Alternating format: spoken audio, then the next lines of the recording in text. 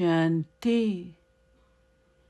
23/5/2025 காலை முரளி. ஓம் சாந்தி.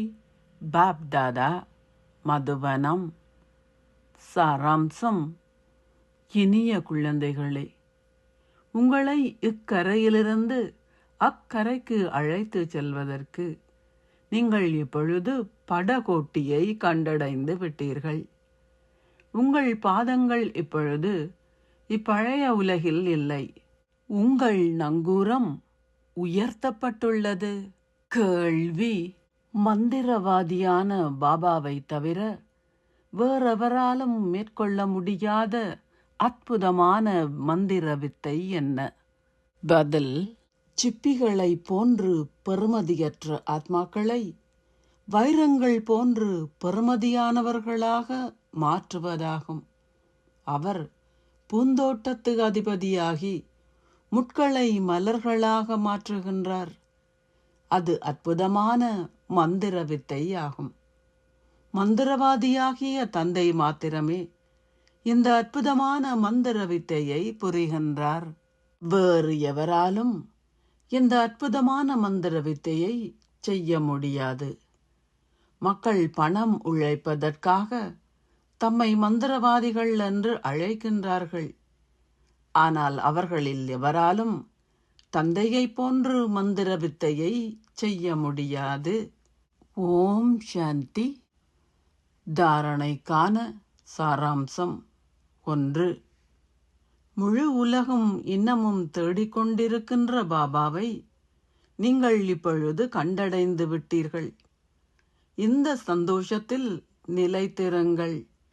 இந்த நினைவினால் மட்டுமே உங்கள் பாவங்கள் அழிக்கப்படும்.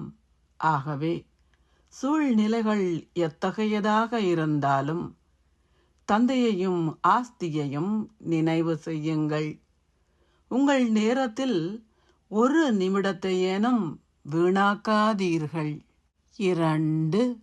இந்த பழைய உலகிலிருந்து உங்கள் புத்தி என்னும் நங்கூரத்தை உயர்த்துங்கள்.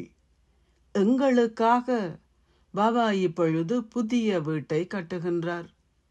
இவ்வுலகம் ஹம்சனின், அதாவது அசுரனின் பூமியான ஆழ் நரகத்தில் உள்ளதையும் நாங்கள் இப்பொழுது வைகுந்த பூமிக்கு செல்கின்றோம் என்பதையும் சதா அறிந்திருங்கள். ஆசீர்வாதம்.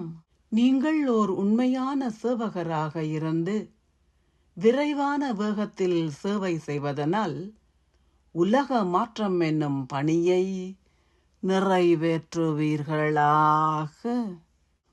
ஒரு விரைவான வேகத்தில் சேவை செய்வதற்கு உங்களுக்கு ரூப் மற்றும் பசந்த் இரண்டினதும் சமநிலை கூட்டாக இருப்பது அவசியம்.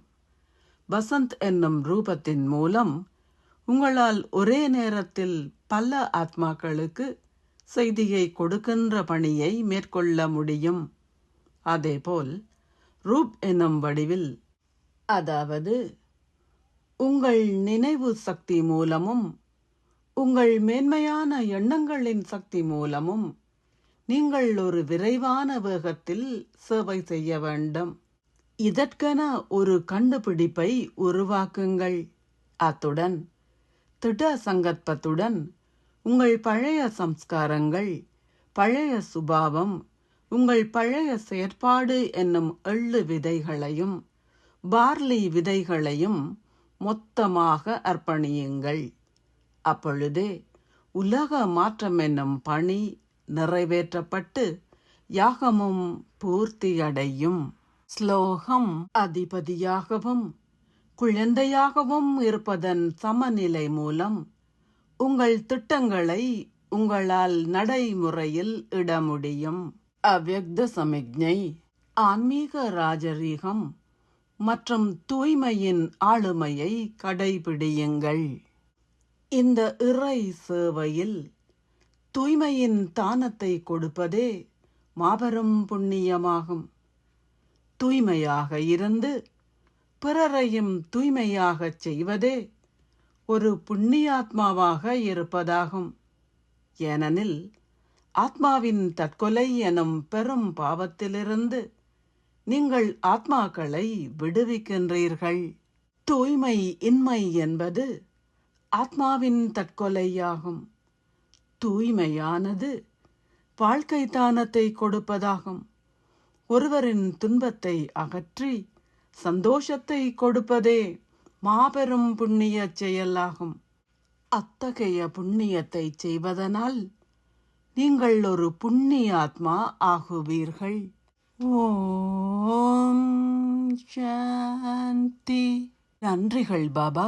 உள்ளத்தில நினைக்கிறத உடனே செஞ்சிடுற உன்னோட அன்ப நான் என்ன சொல்வேன், அதுக்கு கை மாறி என்ன செய்வேன், உன்னோட அன்ப நான் என்ன சொல்வேன், அதுக்கு கை